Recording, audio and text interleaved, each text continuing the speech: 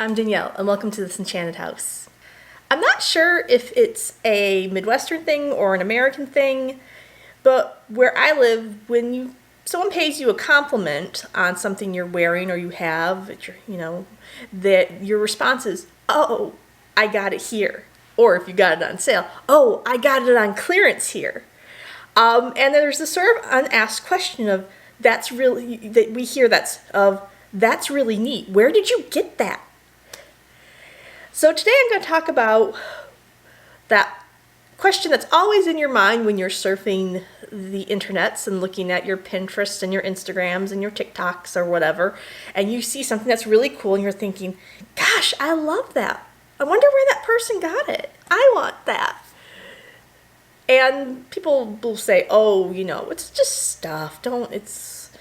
Stuff matters. I mean, as part of what I was talking about with aesthetic magic, surrounding yourself with things you find that are beautiful, that you enjoy, that pique your interests, can boost your mood, can make things better, can make things more bearable when they're bad. And there are a bunch of us out there now who are trying to live this sort of aesthetic, eccentric, fun, fantasy, enchanted life. And you want the stuff. And it's okay. And today we're going to talk about where to get the stuff. Whether it's clothing or decor or just interesting things. We're going to talk about all the different ways to get things. And we're also going to talk a little bit about budget, because unless you've won the lottery and can go on shopping sprees and buy whatever you want, most of us have to work within some kind of budget. And there's lots of different ways to work within your budget. So whether you want to live your fairy witch cottagecore fantasy or dive into your dark academia mermaid barbarian or live in your pastel gothic Candyland, let's talk about how to find the stuff to fit your aesthetic. So one of my favorite ways that's very budget friendly is buying things secondhand. And the secondhand market is huge, but I'm going to highlight some really obvious ones. The first, of course, is estate sales. Like, I am a huge fan of estate sales. I went on an estate sale spree this past year. I still shop estate sales. Most of what's behind me, estate sales. And the reason estate sales are so great is I'm going to refer you to my video on estate sales to exactly how to shop them. But there's so much neat and interesting stuff you can find there. So many things that are collectibles that maybe were popular years ago that aren't popular now and are hard to find, but fit your aesthetic. Like mushroom canisters. Mushroom canisters have made a huge comeback. I remember these were like in every kitchen when I was growing up. And now I'm seeing them on eBay and stuff for hundreds of dollars. But if you're lucky, you can go to a estate sale. I picked these up I want to say it's less than $50 for both of them that I have in my kitchen. So estate sales are a great way. They're like going on treasure hunts in a sense, and some people think, oh, it's a little morbid, you're going through a dead person stuff, but that person, had this stuff and this was their life, and you're maybe preserving a little part of them to go on into the future. So garage sales are also a possibility. I don't know, I've had less luck at garage sales. You really kind of have to, luckily we live in an age where you can people will post pictures of the garage sales, so you don't have to waste your time going out there. Because mostly garage sales are great for, like, if you have kids and you want kids' clothes, because you can go through and get them. But garage sales are another way. Thrift stores. Thrift stores are gold mines. And if you're willing to make the trip to the urban ones, those are really some of the best ones. But even at my local ones, I found some really interesting things. For instance, I got this mirror at my local thrift store that's hanging in my bedroom, and I love it. And it was a great find, and it was a great price. I want to say I paid like $30 for it, which is not bad at all. Also, clothing-wise, estate sales tend to be bust for me for clothing a lot of the times. My daughter Aurora has had a much better time finding some really great vintage pieces at them, and we've even made a video of her trying on a bunch of her vintage pieces and styling them that we all found at the estate sale. They were all like $2 each. I think it'll say in the video. But for me, thrift stores have been a blessing for finding clothing. It's still not as great a selection as I can find in retail, but I found some real gems, especially when someone, donates their really old, like, Torrid outfits before Torrid kind of got more mainstreaming. It was still very gothy, or, I just can sometimes find some really interesting pieces. Today I am wearing, I'm going to stand up here, show you off my jeans, my little jean shorts with these cute little ribbons and this embroidery were one of my great thrift store finds.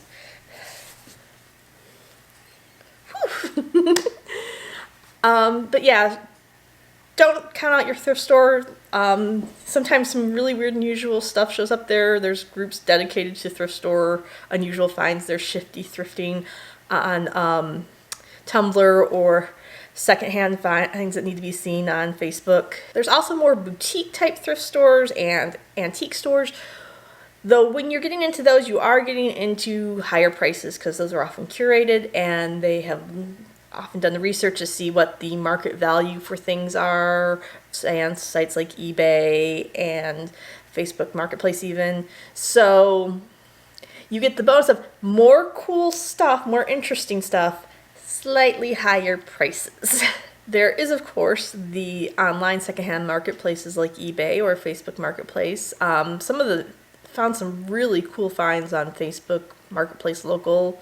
Not great if you are not a social person or you have any kind of social anxiety because you have to go meet with strangers a lot of time. But if you have someone maybe to go with you, you can find some really great pieces, especially like large pieces like furniture and stuff. And actually, going back to thrift stores, if you are doing decor and you are looking for furniture, one of the great places to go check out is your Habitat Restore. I got a really great patio set there, and I've gotten some other bits and pieces of furniture. They are also a really great place to go get paint and painting supplies.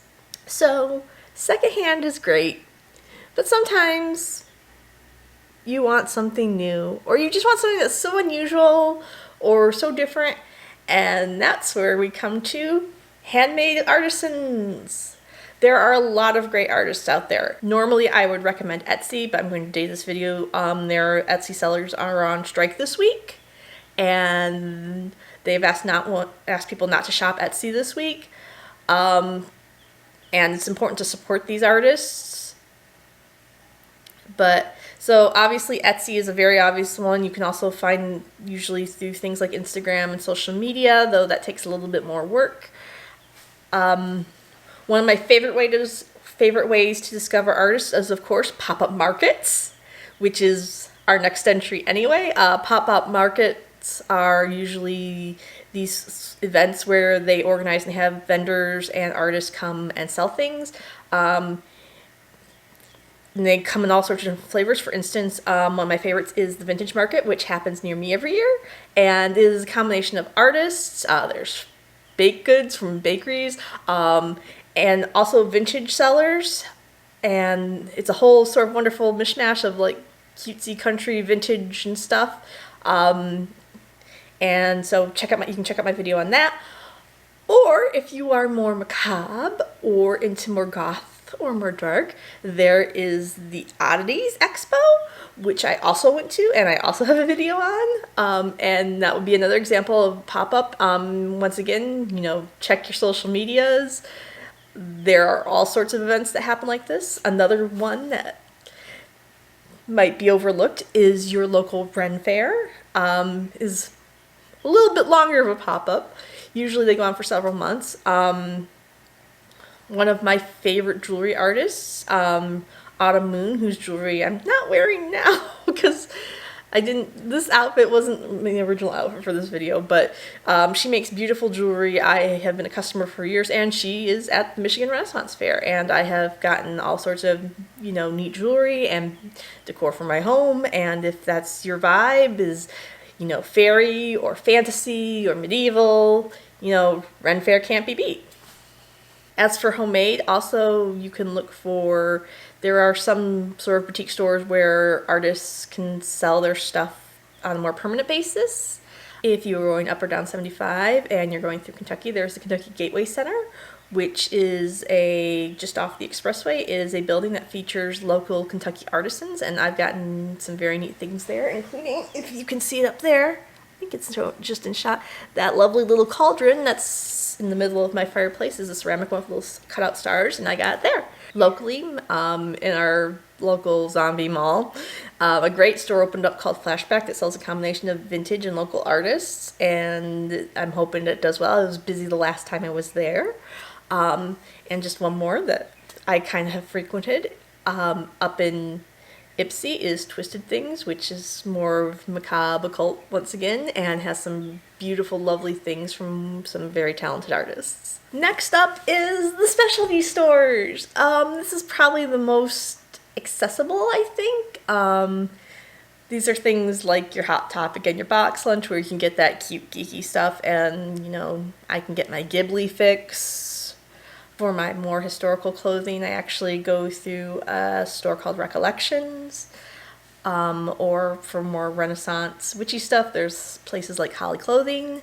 So there are larger specialty retailers, and you just have to kind of seek them out. Some of them are online, some of them have physical stores. Also, don't necessarily discount the big box, the mainstream retail stores. If your aesthetic is on trend, say like cottagecore is right now, and by the way, I see you big box stores, you took your modern farmhouse, crossed it off, and made it cottagecore. But some of those things work if you're doing a cottagey or rustic aesthetic, and so there's no shame in buying those things while they're available. Or if you wait a little bit, they'll probably end up on the thrift store in the secondhand market. So you win either way. But yeah, Target's obviously has gone very cottagecore in its fashion. And there's a lot, you can go craft stores right now and everything's mushrooms. So there's nothing wrong with that. And speaking of craft stores, the next option is DIY. Making things is one of the ways you can do it, and it can be very intimidating if you are not a crafter, but you can start small. In terms of steampunk, I make my own jewelry. I've made some of my own clothes. I customized weaponry as accessories. I have, of course, decorated my dollhouses. I have my dollhouse decor, is around here. So, it can be small. It can be something as simple as painting a frame or painting a piece of furniture. It can be something as intricate as cross-stitch or embroidery. But making things for yourself is a great option. We live in a wonderful age where you can be on YouTube, and there's all sorts of tutorials. And you can get really outrageous. Like if you want to go full-on theatrical setting, there's people who do that. You can check out people like Nerdforge, who do some really neat stuff that would look really great if you were doing your wizard core house. Or Voltaire, who is a goth musician, has a whole series on gothic homemaking and how he's made his little apartment in New York very gothic and spooky. But making it is a great option, and crafting supplies can be expensive too, but there's even ways around that. Obviously, going back to the thrift store stuff, you can take things you find in the thrift store and transform them with things like paint and glue and stuff like that. During the quiet times of a few years ago, I needed bathroom storage, so I took these plastic drawers I had and painted them to go in my bathroom, and you can always upglow things. Paint is a miracle worker. So don't be afraid to experiment. Don't be afraid to try new things. When you make it yourself, you can take that vision in your head and make it a reality. So as you notice, there's not just one way. And honestly, using a combination of methods is a great way to, do your decor, update your wardrobe, and like I said, you can start small, buy that one piece that makes you happy and put it somewhere. And, the more you do that, the more you're going to transform the world around you. So yeah, if you're trying to create an aesthetic lifestyle, an eccentric lifestyle, an enchanted lifestyle, there's a lot of avenues, and not one of these methods is the only method. Mine use a combination of them, and it depends on your time and your budget, because those are the old saying, well, if you want something quality, it's time plus money, whichever you have more of. So, and time doesn't necessarily even mean for DIY. You can take your time to shop. Like me going to estate sales is over a series of almost a year, collecting what's kind of behind me, and some of that I had before, obviously. The bugs are actually Halloween decor, so there's always, repurposing things that, weren't necessarily meant for that. As you can see, I use a variety of methods, and there's not just one single way to get your aesthetic, to get your enchanted life. So yeah, that's, how I have decorated my house and created my wardrobe and, created this whole enchanted bubble that I live in. And I hope that helps you create yours. I will have links below to anything I mentioned that has a link. I'd love to hear from you guys. Where do you find your cool stuff? Where do you find that neat stuff? Where do you find that stuff when the stranger says, "Oh, I like your thing"? What you say? "Oh, I got it here." I'd love to hear, if you have questions about anything I talked about today, feel free to ask. Like I said, I'd love to hear from you guys below in the comments. If you like this video or is helpful, please give it a like. Please check out my other videos. If you like what you see here, please subscribe to catch up with the latest and the greatest. I have social media. I have links to my Instagram, Facebook, Twitter below, and I'd love to meet you guys there. I hope you guys have an enchanted day, and I'll see you guys next time. Bye!